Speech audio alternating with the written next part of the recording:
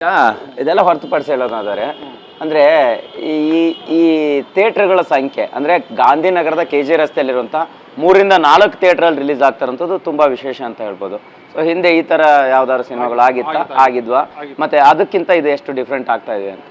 ಇಲ್ಲ, ಮುಂದೆ KGF last cinema KGF ಕೂಡ ಆಗಿತ್ತು, ಕಾಂತಾರನು ಕೂಡ ಆಗಿತ್ತು. KGF 3 ಥಿಯೇಟ್ರು ಈಗೆಲ್ಲ ಕಾಮನ್ ಪ್ಯಾಂಡಿಯ ಸಿನಿಮಾಗೆಲ್ಲ 3 ಲ್ಯಾಂಗ್ವೇಜ್ ಯೂಸ್ ಆಗ್ತಾ ಇದ್ದೀವಿ.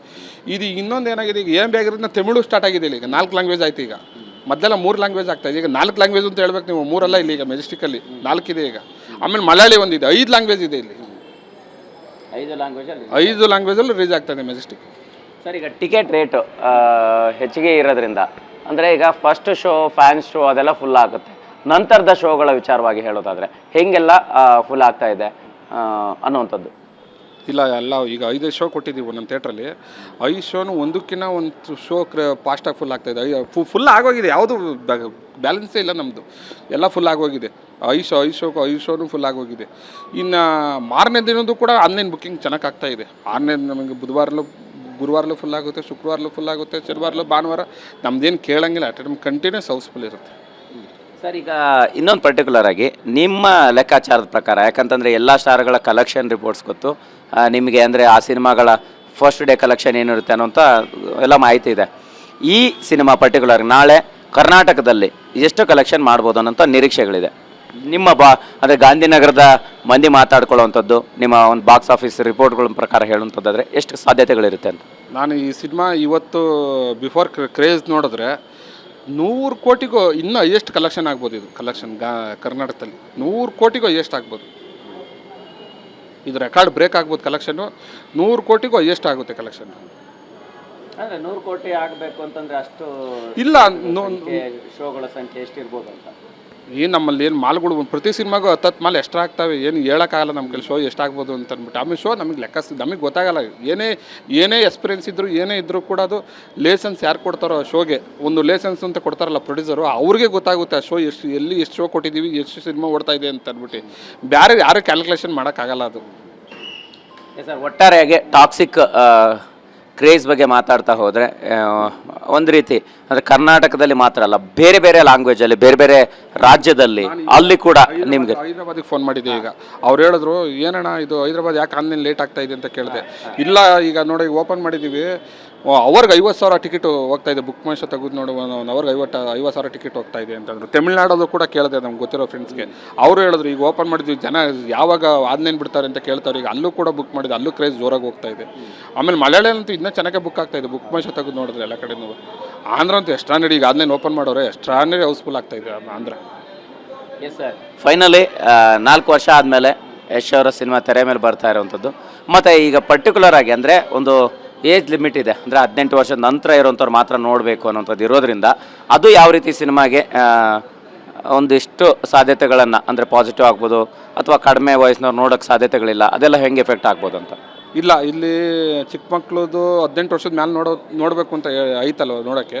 18 ವರ್ಷ ಆದಮೇಲೆ ನೋಡಬೇಕು ಅನ್ನೋರೇ ಜಾಸ್ತಿ ಈ ಸಿನಿಮಾಗೆ ವೆಯ್ಟ್ ಮಾಡ್ತಾ ಇರೋದು. ಎಲ್ಲರೂ ಟ್ರೈಲರ್ ಸಾಂಗ್ಸ್ ಎಲ್ಲ ಇರೋದೆಲ್ಲ ಅದೇ ಥರ ಇದೆ.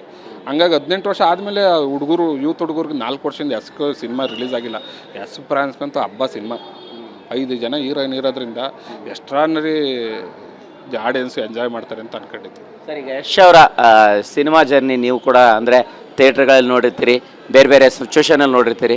ನೀವು ಕಂಡಂಗೆ ಅವ್ರ ಜರ್ನಿ ಹೆಂಗೆ ನೆನಪಾಗುತ್ತೆ? ಯಾವ ಸಿನಿಮಾ ಟೈಮಲ್ಲಿ ಆದರೂ ಇಲ್ಲಿ ಬಂದಿದ್ದು, ಥಿಯೇಟ್ರ್ಗಳಲ್ಲಿ ಮಾತಾಡಿದ್ದು, ಆ ಟೈಮ್ಗಳು ಹೆಂಗಿದೆ ಅಂತ? ಬಂದಿದ್ರು, ಪ್ರತಿ ಸಿನಿಮಾಗೂ ಬರ್ತಾಯಿದ್ರು. ಈ ಸಿನಿಮಾಗೂ ಬರ್ತಾಯಿದ್ರು. ಇಲ್ಲಿ ಬರುತ್ತಲ್ಲ, ಅವ್ರಿಗೆ ಯಾವತ್ತೂ ಥಿಯೇಟ್ರಲ್ಲಿ ಬಂದು ಹೋಗ್ಬೇಕು, ಆಡಿಯನ್ಸ್ ಮಾತಾಡಿಸ್ಬೇಕು, ಪಬ್ಲಿಕ್ ಜೊತೆ ಸಿನಿಮಾ ನೋಡಬೇಕು ಅಂತ ತುಂಬ ಖುಷಿ. ಮೊದಲಿಂದಲೂ ಖುಷಿ ಅವ್ರಿಗೆ. ಈ ಇತ್ತೀಚೆಗೆ ಏನಾಯಿತು, KGF ಇದೆಲ್ಲ ಆಯಿತು, ಆಂಧ್ರದಲ್ಲೊಂದು ಅಲ್ಲು ಅರ್ಜುನ್ ಚೂರು ಪ್ರಾಬ್ಲಮ್ ಆಯಿತು. ಆಮೇಲೆ ಡಿಪಾರ್ಟ್ಮೆಂಟಲ್ಲಿ ಇವಾಗ ಮೊದಲು ಥರ ಇಲ್ಲ, ಈಗ ಸ್ವಲ್ಪ ಸಿಕ್ಕಾಬಿಟ್ಟೆ ಸ್ಟ್ರಿಕ್ಟ್ ಮಾಡಿದ್ರು. ಅದು ಆಂಧ್ರದಲ್ಲಿ ಪ್ರಾಬ್ಲಮ್ ಆದಮೇಲೆ ಈಗೆಲ್ಲ ಆದಮೇಲೆ ನಾವೇ ಕೂಡ ಏನೋ ಬರ್ತೀನಿ ಅಂತಂದರೆ ನಾವೇ ಬರಬೇಡ ಅಂತ ಹೇಳ್ತೀವಿ. ಏಕೆಂದರೆ ಕಂಟ್ರೋಲ್ ಮಾಡೋಕ್ಕಾಗಲ್ಲ. ಸುಮ್ಮನೆ ಯಾರ ಕೆಳಗೆ ಬಿದ್ದು ಏನೋ ಒಬ್ಬರು ಅವರು ಕೆಳಗಡೆ ಯಾರನ್ನ ತುಳಿದ್ರೆ ಏನು ಹೆಚ್ಚು ಕಮ್ಮಿ ಆದರೆ ಯಾಕೆ ಹೆಚ್ಚು ಕಮ್ಮಿ ಇಲ್ಲಿ ಸ್ಟೇಷನ್ ರೆಸ್ಪಾನ್ಸ್ ಮಾಡೋಕ್ಕಾಗಲ್ಲ, ತೊಂದರೆಗೆ ಆಗೋದು ಬೇಡ ಅಂದ್ಬಿಟ್ಟು ನಾವೇ ಕೂಡ ಸೆಕ್ಯೂರಿಟಿ ಕೊಡೋಕ್ಕಾಗಲ್ಲ, ಬರಬೇಡ ಅಂತ ನಾವು ಥಿಯೇಟ್ರಾಗಿ ನಾವೇ ಹೇಳ್ಬಿಡ್ತೀವಿ. ಫೈನಲಿ ಟಾಕ್ಸಿಕ್ ರಿಲೀಸ್ ಆಗ್ತದೆ. ಸರ್, ಈ ಟಾಕ್ಸಿಕ್ ಸಿನಿಮಾ ಕನ್ನಡದ ಅಂದರೆ ಹಲವು ಸಿನಿಮಾಗಳು ರಿಲೀಸ್ ಆದರೆ ಜನ ಬರ್ತಾ ಇಲ್ಲ ಅನ್ನೋಂಥ ಒಂದು ಮಾತಿತ್ತು. ಅದಕ್ಕೆ ಅಂದರೆ ಪ್ಲಸ್ ಆಗ್ಬೋದು ಅಂತ ಅನಿಸುತ್ತಾ? ಅಥವಾ ಹೆಂಗೆ ಆಗ್ಬೋದು ಅಂತ ಅನ್ಸುತ್ತೆ? 100% ಪ್ಲಸ್ ಆಗುತ್ತೆ.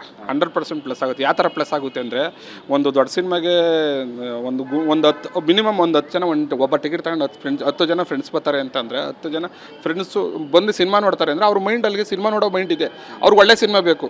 ಈ ಸಿನಿಮಾ ನೋಡೋದ್ರಿಂದ ಏನಾಗುತ್ತೆ, 10 ಜನದಲ್ಲಿ ಇನ್ನೂ ಒಂದು 5 ಜನ ಯಾವ್ದಾರ ಇನ್ನೊಂದು ನೆಕ್ಸ್ಟ್ ಸಿನಿಮಾ ಬಂದರೆ ಈ ಸಿನಿಮಾ ನೋಡಿದ್ದು, ಈ ಸಿನಿಮಾ ಹೆಂಗಿದೆ ನೋಡೋಣ ಇರೋ ಅಂತ ಹೇಳ್ಬಿಟ್ಟು, ಹಂಗಾಗಿ ಒಂದು ಬೇರೆ ಸಿನಿಮಾಗಳಿಗೂ ದೊಡ್ಡ ಸಿನಿಮಾ ಯಾವುದನ್ನ ಬರಲಿ, ದೊಡ್ಡ ಸಿನಿಮಾ ಬಂದಾಗ ಚಿಕ್ಕ ಸಿನಿಮಾಗೆ ಕ್ರೇಜ್ ಹೆಲ್ಪ್ ಆಗೇ ಆಗುತ್ತೆ ಸಿನಿಮಾ. 28 ವರ್ಷದ ಜರ್ನಿಯಲ್ಲಿ ಫೈನಲ್ ನೀವು ಎಷ್ಟು ಥಿಯೇಟರ್ಗಳಿಗೆ ಇನ್ಚಾರ್ಜ್ ಆಗಿ ಕೆಲಸ ಮಾಡಿದ್ರಿ? ನಾವು ಮೆಜೆಸ್ಟಿಕಲ್ಲಿ ಡಮಿನೇಷನ್ ಆಗೋಗೋ ಬೇಜಾನ್ ಥಿಯೇಟ್ರ್ ಬಿಡಿ, ಎಲ್ಲ ಥಿಯೇಟ್ರಲ್ಲೂ ಮಾಡಿದ್ದೀವಿ.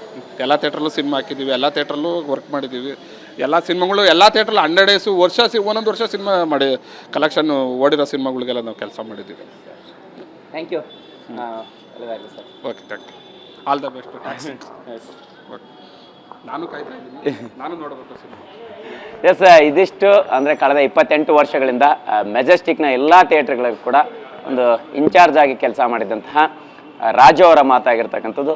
ನಿಜಕ್ಕೂ ಕೂಡ ಟಾಕ್ಸಿಕ್ ಕ್ರೇಜ್ ಹೆಚ್ಚಾಗಿದೆ, ಒಂದು ದೊಡ್ಡ ಮಟ್ಟದ ಕಲೆಕ್ಷನ್ ಮಾಡುತ್ತೆ, ಒಂದು ಬಾಕ್ಸ್ ಆಫೀಸ್ನಲ್ಲಿ ದಾಖಲೆ ಬರೆಯುವಂಥ ಸಾಧ್ಯತೆಗಳಿದೆ ಅನ್ನೋಂಥ ರೀತಿಯಲ್ಲಿ ಮಾತನಾಡಿರುವಂಥದ್ದು. ಕ್ಯಾಮ್ರಾ ಪರ್ಸನ್ ಗುರುಚರಣ್ ಸಿಂಗ್ ಜೊತೆ ಮಾಲ್ತೇಶ್ ಜಗ್ಗಿನ್, TV9 ಬೆಂಗಳೂರು.